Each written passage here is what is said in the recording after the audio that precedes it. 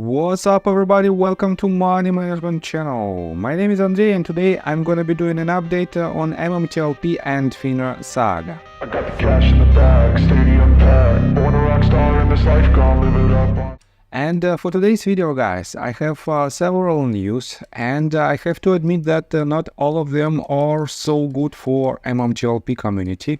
But we have to keep in mind all the news that are on the table right now in order to make the proper decision in our path to the resolution. And before we dive deep into all of this, guys, please hit the like button for YouTube algorithm and drop me a line in the comment section for whatever reasons you want. And let's start with this tweet that was written by Scot Traudt. And unfortunately, guys, we have another death inside the MMTLP community. And Scot wrote this: another MMTLP shareholder killed himself 2 days ago. Guys, definitely it is extremely sad when people decide to kill themselves in order to so-called solve the problem.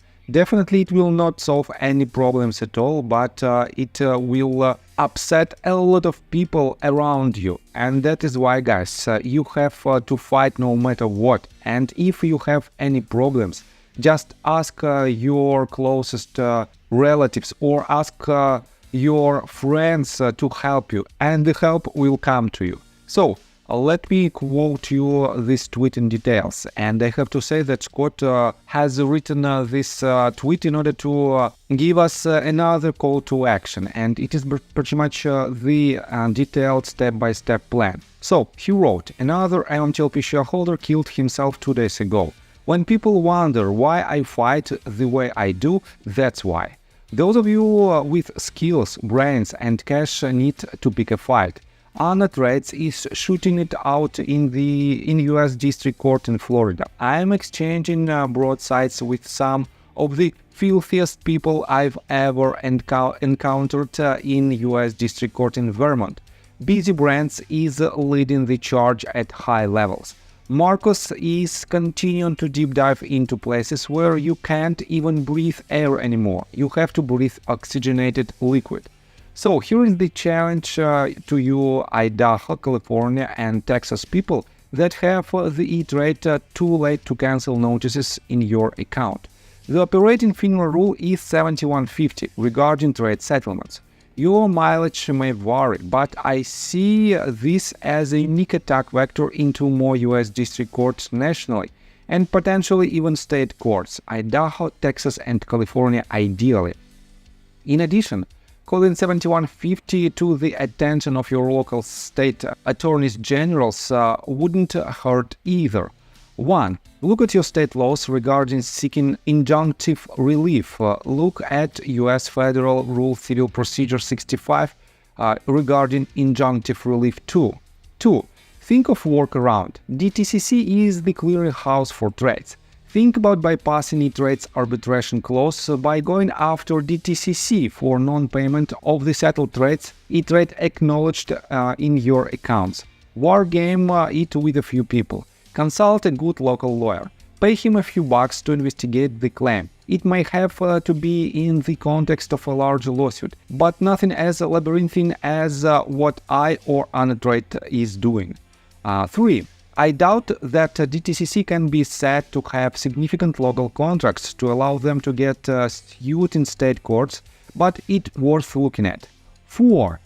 When a trade is marked as too late to cancel, it generally means that the trade has been fully executed and processed through the system, and the corresponding funds or securities should be settled according to the regular settlement cycle. In the case of sale trade execution, the trade was executed and processed, meaning the buyer has agreed to purchase the securities and the seller has agreed to sell.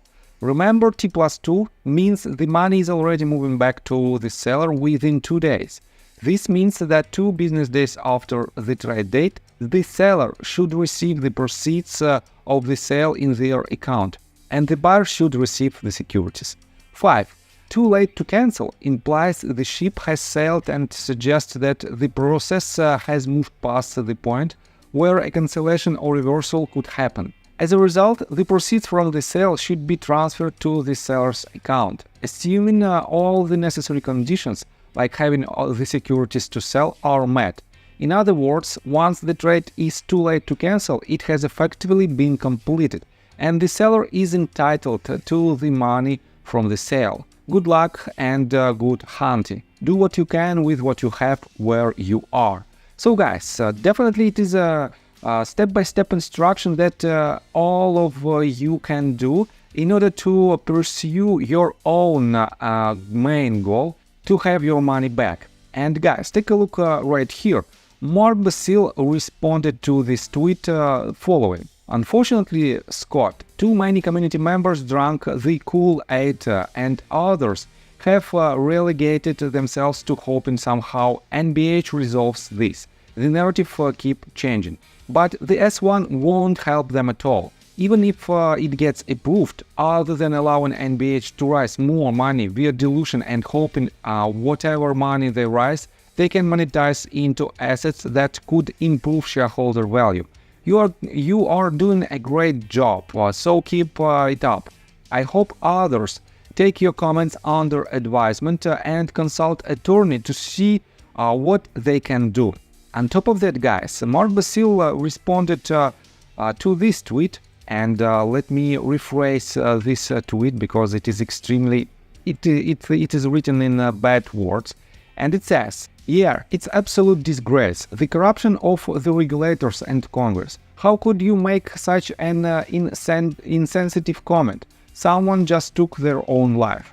And Mark responded: "No, not being insensitive, just stating the facts. What do you believe? FINRA's at fault? NBH will rescue MMTLP? The pump and dump caused all of this? So, it's really FINRA's fault, NBH fault, or the pumper's fault? Why people do what they do? In my capacity in representing my clients, I have to try to remove the emotions.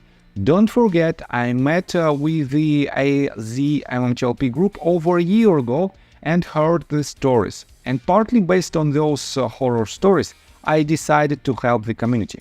You are better off directing your anger where it's deserved instead of aiming it at the only attorney that is doing anything to help this community. And by the way, not sure how long you have been around, but the Kool-Aid comment is appropriate because many of you allowed a certain few to control your emotions and make bad decisions. Don't like it. Prove me wrong. Where are you 640 days later?" So guys, yes, we are here for almost 2 years, and to be honest, we faced several dead ends in our path, but also we found another paths to the resolution. And for now, as I already mentioned, 2 of the most important and, in my opinion, crucial parts to the resolution is the lawsuits of Mark Basile and Scot Traudt. And as you can see, Mark also confirms it, despite the fact that he is a part of one of these lawsuits. On top of that, guys, Mark Basile responded to quite odd tweet of Bailey DeVroe, and Bailey DeVroe is the person who tries to discredit our community. And Bailey DeVroe responded to the tweet of Ali from Trading Secrets, and he wrote, "Now it's 6 billion barrels of oil." And he refers to the Orogrande Basin, and previously we knew that there is about 3.2 million barrels of oil in this basin, and this is the basically intrinsic value of NextBridge hydrocarbon shares. But for now, we don't have a pure evidence that these assets is inside this basin, because we have to have more detailed analysis, and NextBridge Hydrocarbons has to make 5 more wells till the end of this year to prove this. For now, basically, it is a theory. And that is why these type of people are trying to discredit our community. But Mark Basile responded to this. So let me understand this. FINRA is complaining that MMTLP community members relied on paying a short squeeze. Did they cite to any case law or regulatory statute that makes that unlawful? While the market makers enjoying complete short exemption where they do not have to locate shares when they short a stock, crushing household investors. Then why didn't FINRA bring a regulatory action against TradeStation after FINRA announced a 2.9 million short existed at the time of the U3 halt, and that TradeStation, they admitted they can't deliver shares they loaned out through their share lending program?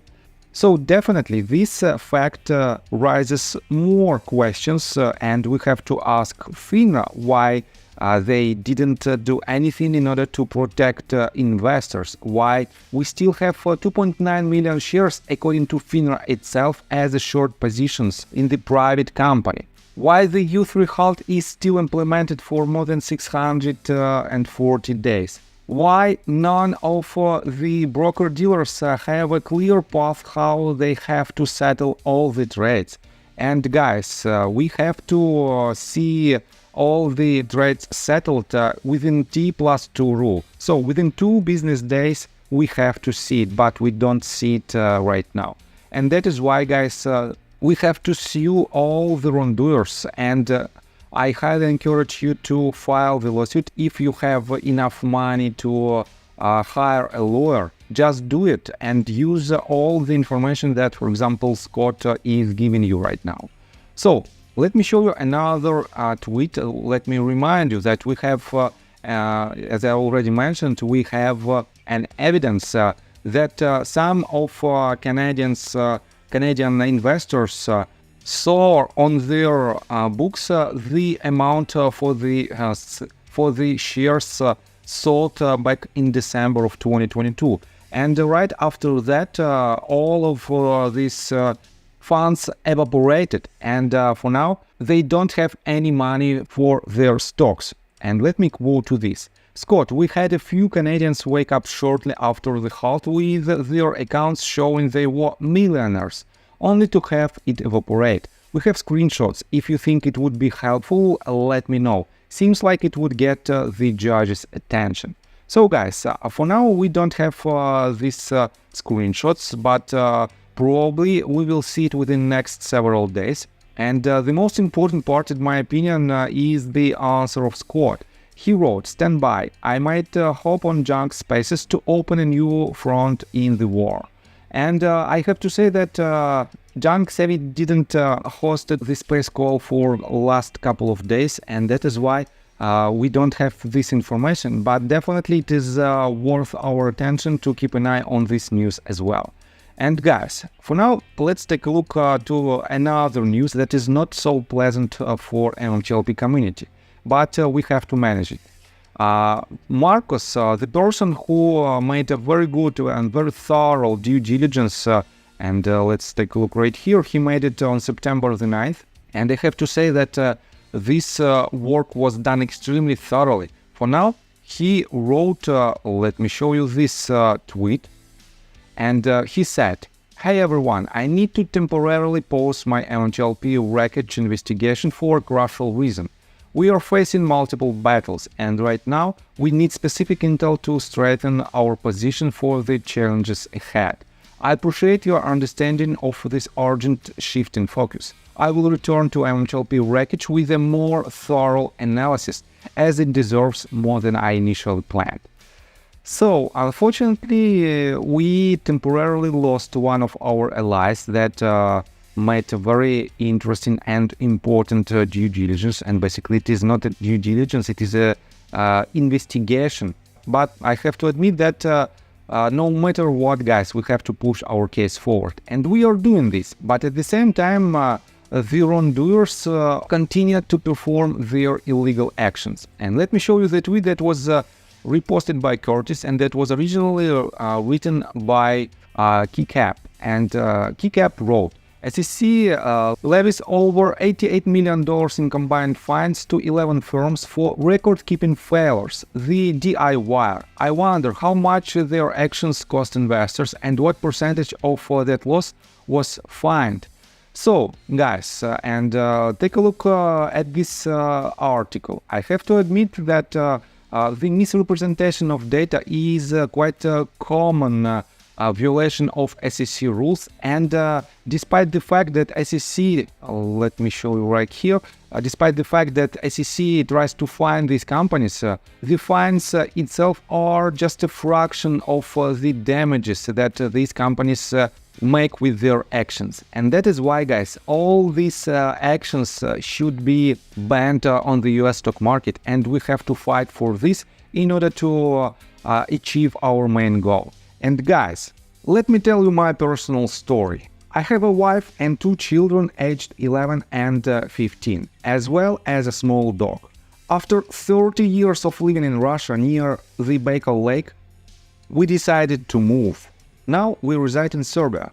Although I don't own any MMTLP shares, I invest a lot of time creating daily MMTLP videos.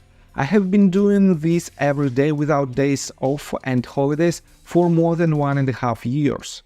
Now I wish to buy back this time from my family, from my children. We've agreed that I will ask the MMTLP community to support me, and I will give all the money to the children. Therefore, if you believe that I am providing useful content for you and wish to support me, you can join my Patreon account. For $5 a month, I will add your name to my list of supporters if you wish. Thank you in advance. The link you can find in the description below.